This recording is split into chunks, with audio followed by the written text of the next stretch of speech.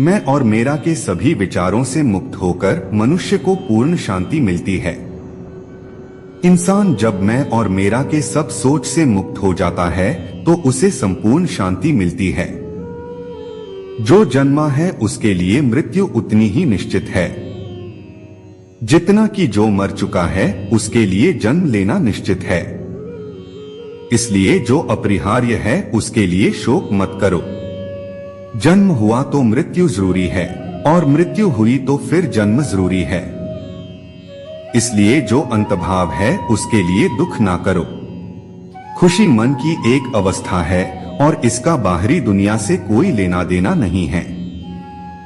सुखा एक भाव है और हमें किसी भी तरह बाहर के बात का कोई लेना देना नहीं है। इसे अपने लिए आसान बनाएं। संगठित हो जाओ और वर्तमान में जियो। आपकी दिन प्रतिदिन की गतिविधियों से आपकी खुशी नहीं छिननी चाहिए। अपने लिए काम को आसान बनाओ। सच्चर और इस पल में जियो। आपके रोजमर्रा के काम आपकी खुशी को नहीं छीनने चाहिए। इस प्रकार गीता मानव भाग्य को पूरी तरह से मानव हाथों में रखती है। इसकी दुनिया नीतिवादी नहीं है, लेकिन न ही यह अंधे मौके की अभिव्यक्ति है। हम खुद को और अपनी दुनिया को उस आधार पर आकार देते हैं जिस पर हम विश्वास करते हैं, सोचते हैं और कार्य करते हैं, चाहे वह अच्छे के लिए हो या बुरे के लिए। यही तो गीता का कहना है कि इंसान का भाग्य उसके अपने हाथ में है। दुनिया कोई निश्चित नहीं है और ना ही ये अंधा संसार है। हम अपने धर्म का उत्थान करके और सही सोच और व्यवहार करके अपने आप और दुनिया को बनाते हैं, चाहे अच्छे काम हो या बुरे काम। इस प्रकार गीता मानव भाग्य को पूरी तरह से मानव हाथों में रखती है। इसकी दुनिया नीतिवादी नहीं है, लेकिन न ही यह अंधे मौके की अभिव्यक्ति है। हम खुद को और अपनी दुनिया को उस आधार पर आकार देते हैं जिस पर हम विश्वास करते हैं, सोचते हैं और कार्य करते हैं, चाहे वह अच्छे के लिए हो या बुरे के लिए।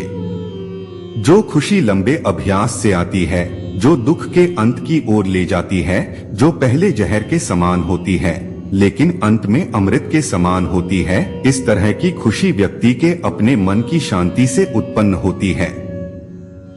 ये खुशी जो लंबा अभ्यास से आती है, जो दुख का नाश कर देती है, जो पहले विष जैसी लगती है लेकिन बाद में अमृत जैसी लगती है, ये खुशी अपने मन के शांति से होती है।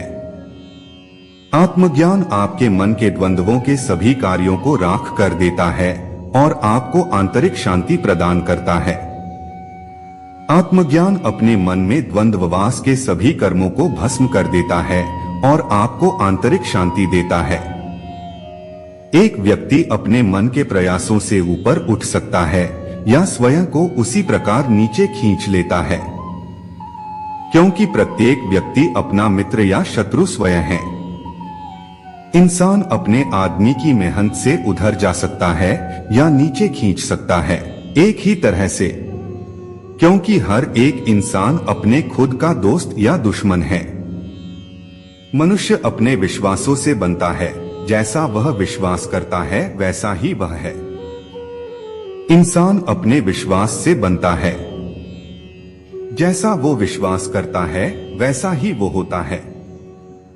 भौतिक जगत में सभी सुखों की शुरुआत और अंत है, लेकिन कृष्ण में सुख असीमित है और इसका कोई अंत नहीं है।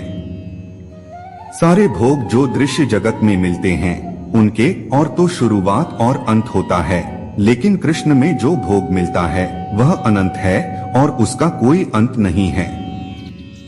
कई जन्मों तक निरंतर प्रयास के माध्यम से एक व्यक्ति सभी स्वार्थी इच्छाओं से शुद्ध हो जाता है और जीवन के सर्वोच्च लक्ष्य को प्राप्त करता है।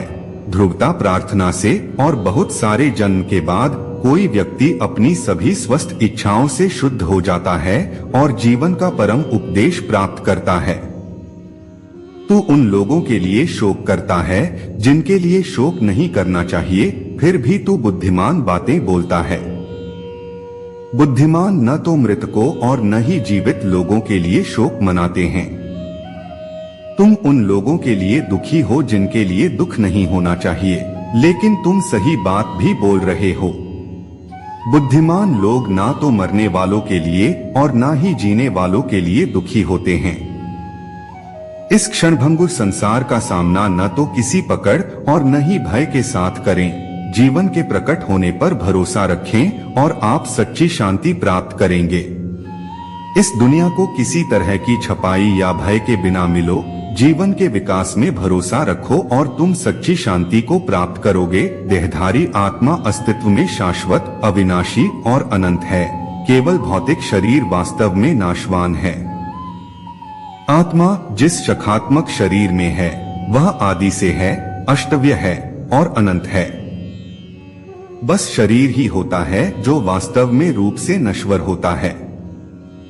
कारण और परिणाम भावनात्मक विपरीतताओं सहित ऐसी चीजें हैं जो आती और जाती हैं। यह ज्ञान आपको उन सभी को सहने में मदद करता है। कर्म और फल एक दूसरे के द्वंद्व अनुभव को लेकर आते और जाते हैं। ये ज्ञान तुम्हें सब कुछ कहने में मदद करता है। मन जहां भी भटकता है, बेचैन होता है और बाहर संतुष्टि की तलाश में फैलता है, उसे भीतर ले चलो। इसे स्वयं में आराम करने के लिए प्रशिक्षित करें।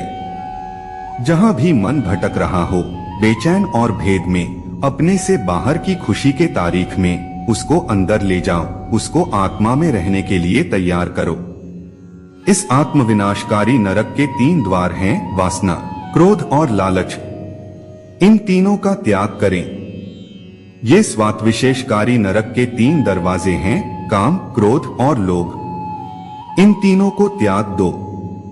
स्वार्थी कार्यों से बचना एक प्रकार का त्याग है जिसे संन्यास कहा जाता है। कर्म के फल का त्याग करना एक और उपाय है जिसे त्याग कहा जाता है। निष्काम कर्म एक प्रकार का त्याग है जिसको संन्यास कहते हैं। कर्म का फल त्याग करना दूसरा त्याग है जिसे त्याग कहते हैं। कुछ लोग जहां भी जाते हैं खुशियां फैलाते हैं, दूसरे जहां भी जाते हैं खुशियां पैदा करते हैं। कुछ लोग जहां भी जाते हैं खुशी मनाते हैं और दूसरे जहां भी जाते हैं खुशी मनाते हैं। कारण और परिणाम भावनात्मक विपरीतताओं सहित ऐसी चीजें हैं जो आती और जाती हैं। यह ज्ञान आपको उन सभी को सहने में मदद करता है। कर्म और फल एक दूसरे के द्वंद्व अनुभव को लेकर आते और जाते हैं। ये ज्ञान तुम्हें सब कुछ कहने में मदद करता है। मन जहां भी भटकता है, बेचैन होता है और बाहर संतुष्टि की तलाश में फैलता है, उसे भीतर ले चलो। इसे स्वयं में आराम करने के लिए प्रशिक्षित करें। जहां भी मन भटक रहा हो, बेचैन और भेद में, अपने से बाहर की खुशी के तारीख में उसको अंदर ले जाओ। उसको आत्मा में रहने के लिए तैयार करो। इस आत्मविनाशकारी नरक के 3 द्वार हैं: वासना, क्रोध और लालच। इन तीनों का त्याग करें। ये स्वात्विशेषकारी नरक के 3 दरवाजे हैं: काम, क्रोध और लोभ। इन तीनों को त्याग दो। जो खुशी लंबे अभ्यास से आती है, जो दुख के अंत की ओर ले जाती है, जो पहले जहर के समान होती है लेकिन अंत में अमृत के समान होती है, इस तरह की खुशी व्यक्ति के अपने मन की शांति से उत्पन्न होती है। धीरे धीरे अभ्यास करने से जो खुशी आती है, जो दुख कम कर देती है, जो शुरू में जहर जैसी लगती है लेकिन फिर अमृत जैसी लगती है, इस प्रकार की खुशी अपने आदमी की शांति से उठती है। भौतिक जगत में सभी सुखों की शुरुआत और अंत है, लेकिन कृष्ण में सुख असीमित है और इसका कोई अंत नहीं है। सारे सुख जो दृश्य जगत में मिलते हैं उनके प्रारंभ और अंत होता है, लेकिन कृष्ण में जो सुख मिलता है वह अनंत है और उसका कोई अंत नहीं है। दोस्तों, इस वीडियो में बस इतना ही। मिलते हैं अगली वीडियो में। जय श्री कृष्णा।